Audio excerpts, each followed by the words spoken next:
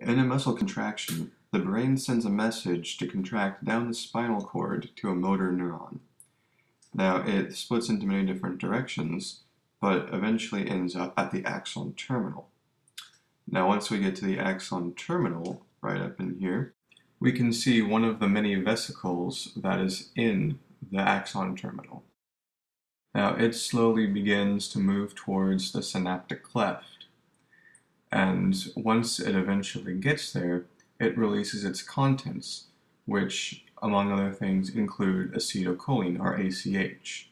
Now, the ACH bonds right here and opens this pathway to allow many of the other molecules to go through and enter the sarcoplasm.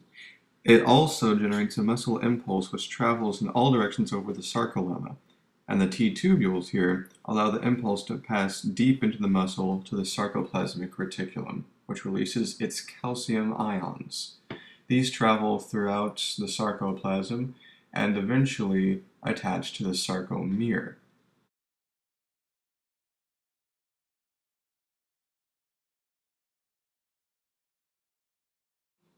Once here, the calcium ions bond to the troponin, which causes it to pull on the tropomyosin, which in turn exposes the binding sites on the actin myofilaments. Now this allows the myosin heads to pull the exposed binding sites on the actin, which form cross bridges, and this ultimately causes the muscle to contract. The ATP then binds to the myosin and then splits into ADP and phosphate, which allows the process to repeat itself.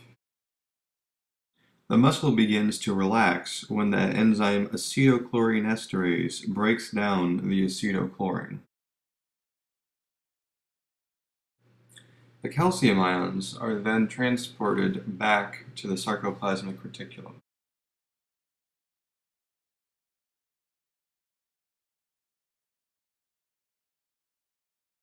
As the calcium is brought back to the sarcoplasmic reticulum, a calcium troponin complex begins to be taken apart. Now, the troponin and the tropomyosin block the binding site on the actin, so the muscle fiber relaxes, and the ATP puts the myosin back in its original spot.